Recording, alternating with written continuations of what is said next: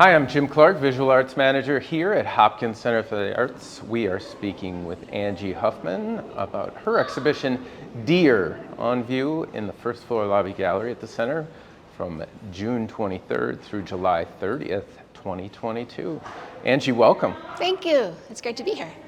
Your exhibition title is Deer, D-E-A-R. I have never been accused of being succinct or laconic. In fact, quite the opposite. And so I find those qualities quite admirable. Deer is a short, pithy title. Can you tell us what it means to you in the work? Well, in general, I'm drawn to short, succinct titles that could be interpreted multiple ways. Yeah. Easier for me to remember and spell and, everything else. But for the work, I chose that title because these images are all dear to me, but not necessarily because I have a personal association with them. When I search for source material, these are photorealistic works, so they are based off of images. Mm-hmm. When I search for material, there's certain things that have always kind of called out to me when I've seen it. Certain kinds of compositions, harmonious color, implication that there's more of a story there that we aren't aware of, and then the viewer can kind of attribute whatever they imagine to them. So whenever I find these images and immediately I'm like, these mean a lot to me, these have value to me, and I want to share them with others and devote time to them.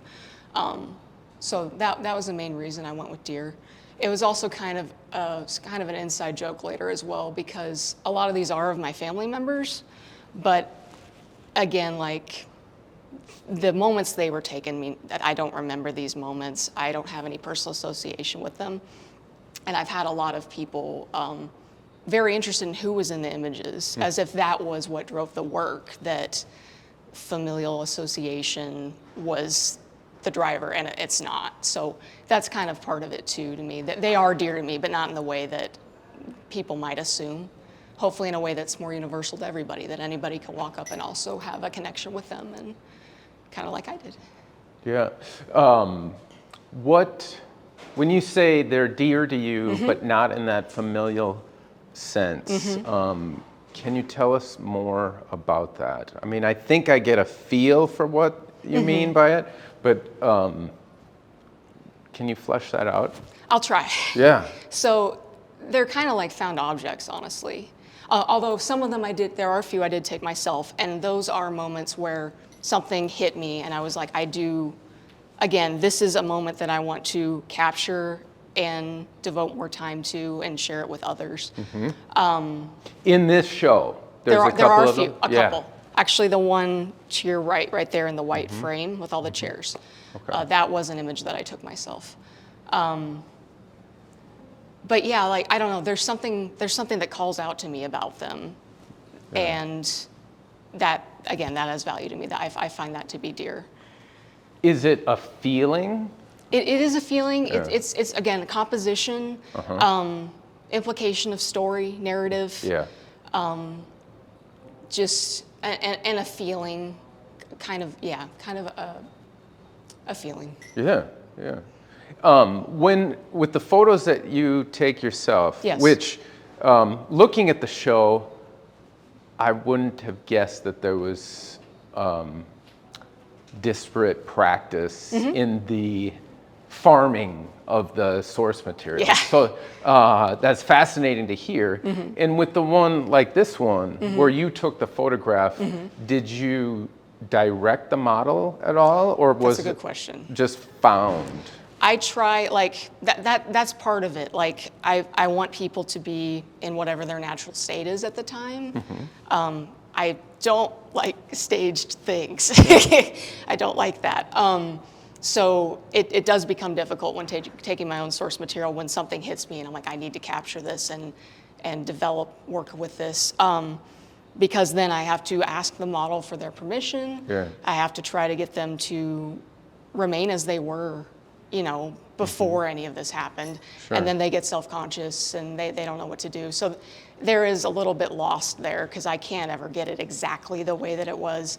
And I'm very, very devoted to not doing things without people's permission as much as possible. Sure. So I try to get it as close as I can to working with them, trying to get them, not to pay attention to the camera or whatever.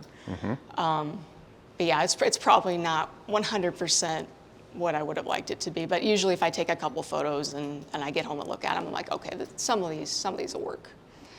Is there a space between your photo reference and the oil painting where you might reestablish some of that spontaneity? That maybe you didn't quite capture the photo document of that moment that you originally saw, but you have that recollection of it, a certain memory imprint. Are you able, or have you ever considered that? And is there some fluid opportunity to pull that back in? Is that possible?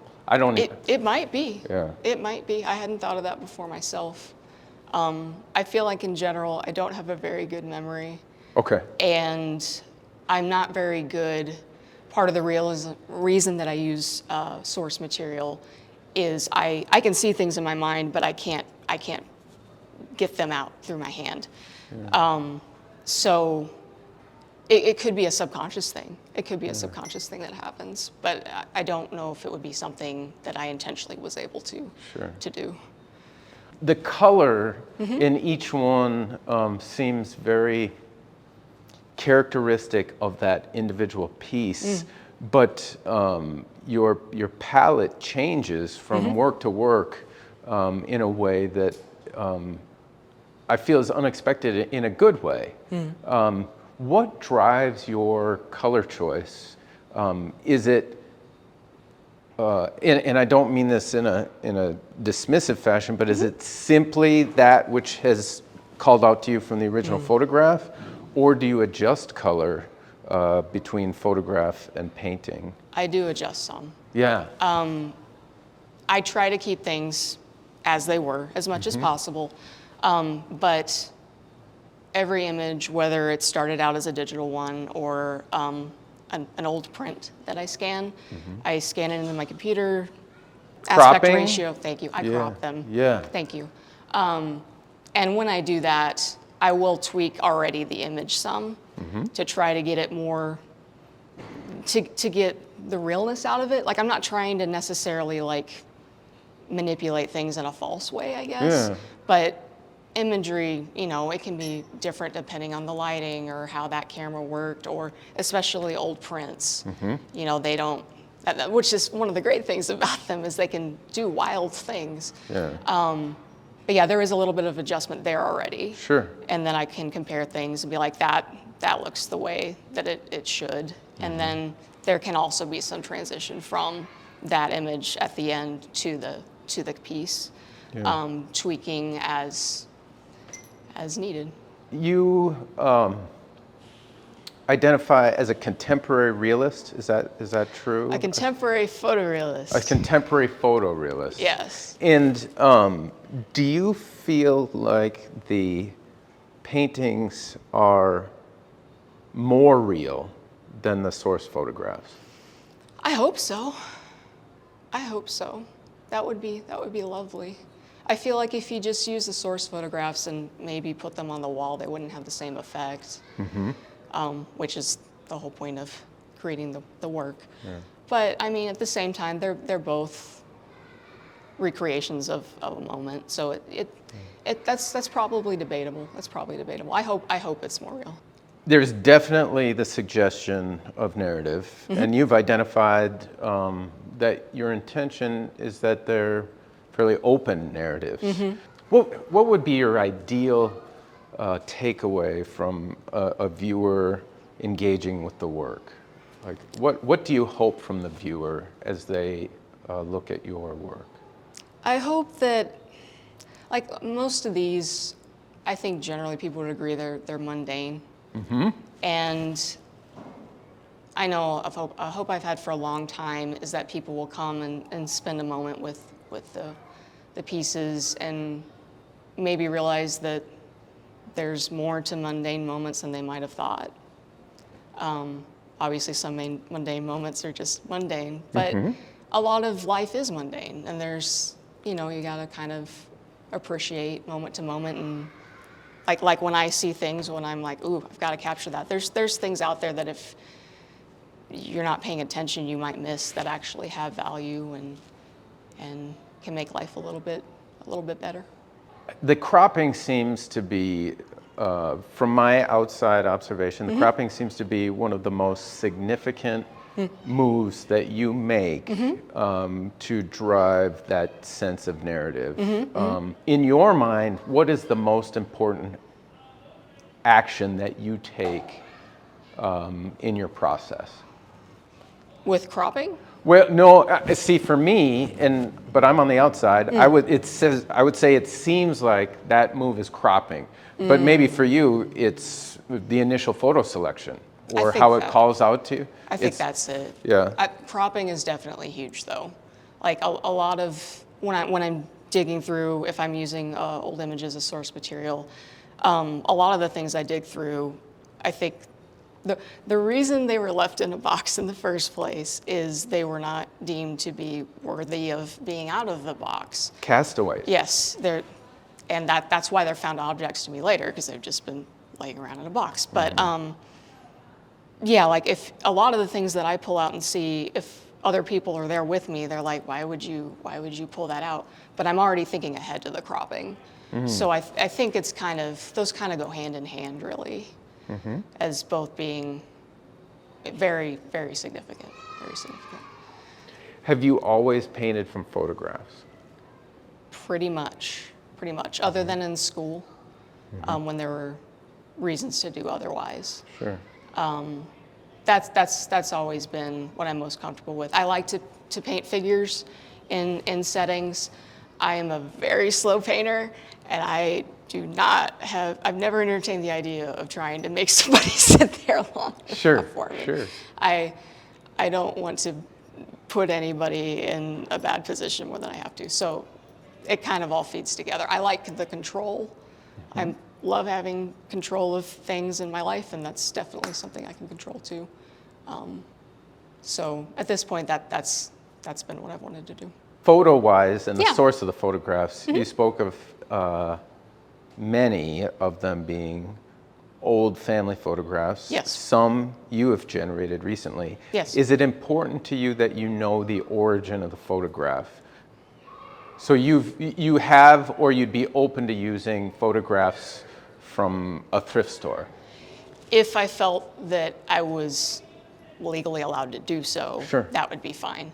But on that kind of thread, a lot of the photos that I have, no one knows who took them. Yeah. So I'm kind of already there to a degree. Sure. The people who took them are either deceased or they don't remember. So there's already a lot that other than them being of people related to me, I don't know what the origin is. People don't remember when they were taken a lot of the time, stuff like that. The mundane subject matter, has that ever been a source of concern, or have you always been confident in approaching subject matter that probably the majority of the world would deem as, well, mundane really captures it, doesn't it? Yeah, it does. I mean, do you feel like it's your purpose to elevate the mundane? I think so. And when I went to college, went to the University of North Texas in Denton, they're very postmodern oriented. And so a lot of the schooling wasn't so much teaching technical skill as teaching people how to think differently than they probably normally would without that kind of guidance. And so I was kind of pushed to figure out how to balance my desire to paint realistic things with the drive to do something different or relevant to our time, versus just like trying to recreate the masters forever or whatnot.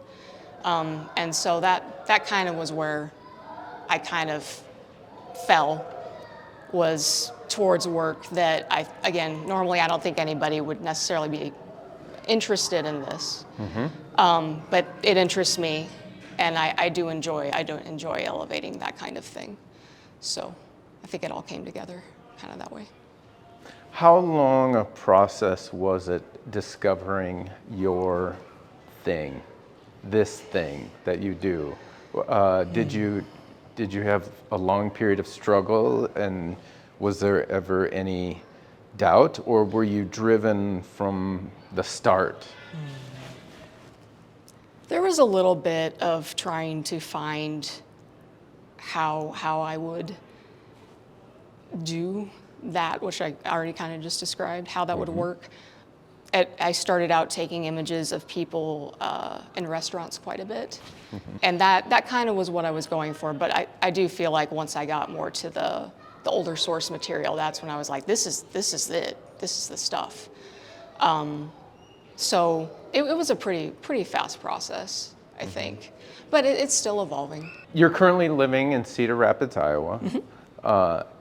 Is a sense of place important to you in your practice? Do you think that you capture a sense of place, or is that not a part of your consideration? That's kind of an interesting question, because when I lived in Texas, it turned out that a lot of what I was painting was source material from Iowa. And now that I live in Iowa, a lot of the source material is stuff that is taken from Texas. Sure. That's just kind of how it worked out. So I feel like the sense of place is kind of confined to each piece itself. I don't feel like it's necessarily like it's trying to evoke an actual geographic region necessarily. It's more kind of Americana even. Yeah. Just kind of recent times, the last several decades. I hope that somebody could come up to these pieces from anywhere in the country and feel like they could have been there. Hopefully they don't walk up and say, well, that's Wisconsin, and I've never been to Wisconsin. Hopefully it's a little bit broader appeal than that. It certainly, when you say Americana, it definitely has that for me.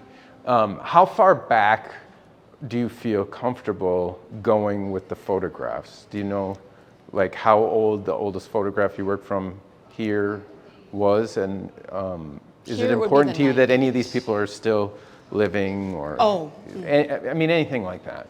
The images here, I think the oldest ones are from the 90s. Okay. I would be comfortable going back further. I know there's an image I've been considering for a while that I'll hopefully get to. That one's further back. So that'll be a little bit more of a departure from the era I'm used to so far. But I think it still has a similar feel, and I think that would be a fun jump to make. As for the people living, I know, again, some of the images have been taken by people that are no longer with us. I do have some pieces of people I know, wow, she's still, I think everybody's still around. Yeah. I think everybody's still around, but, oh, no, there's one that isn't. He's not here. But I hope that, like, I'm comfortable with that, with them. I mean, if they respect a person's time here. And one of them, the one I did remember that has somebody that's no longer with us, I was asked to have it at the front of their funeral. Sure. Which was awkward, but it seemed like everybody else was happy. So it seems like that's still going well. Yeah. Yeah. Once you identify a photograph that you want to work from, do you sit on it for a while to kind of wait for it to present what it needs to be as far as cropping and whatnot, or are you right after it? And is there any kind of drawing or real space work that you do, or is it primarily cropping in the computer? Can you tell us a bit about that process and the timeline? It's the timeline's pretty wild. Yeah. Like, I'll find stuff and then it'll sit in the computer for a long time, or I have a bag of stuff. I'll throw stuff in a bag and then I'll go through it later and be like, ooh, now's time for you. Sure. And then sometimes it'll be like, I have to do this right now. I feel like most of the time there's probably a lag in between discovery and use, largely because, again, I'm pretty slow. It takes me a while to get pieces done.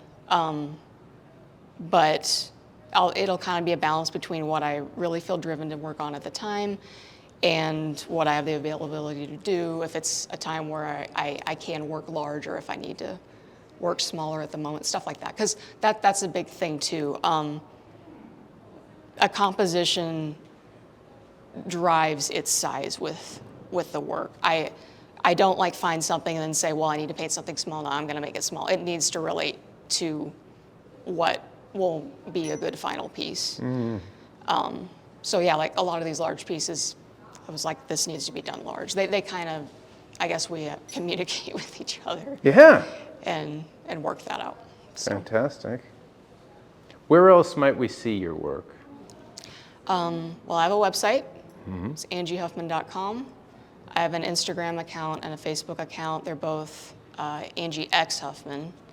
And then I have a piece in the permanent collection of the Yellowstone Art Museum in Billings, Montana. And I have a couple pieces in Hudson River Gallery in Coralville, Iowa. All right. I'm trying to be in shows wherever I can, so might run into something somewhere too. What's next for you? Right now, I'm working on a piece I'm really excited about. It's a square. I like squares. There's some squares here. After that, I've got some that are a mini series I'm going to do that are kind of long and horizontal, kind of 2 squares put together. I'm excited about that too. I've been starting to talk with people about. It's not entirely by design that I'm using only my family's photos. I'm starting to talk with other people about using their photos. Sure. Really excited about that. And I'm going to have a show in the Art Factory Gallery in Dubuque next year. That's what's coming up right now. You're busy. I'm trying. It's fantastic. Thank you. Thanks for working us in. Thank you for having me. This is great. Angie, thank you so much for sharing your work with our community. Thanks for having it. I hope everybody enjoys it. We've been speaking with Angie Huffman about her exhibition Deer on view now in the first floor lobby gallery at the Hopkins Center for the Arts, June 23rd through July 30th, 2022. Thank you.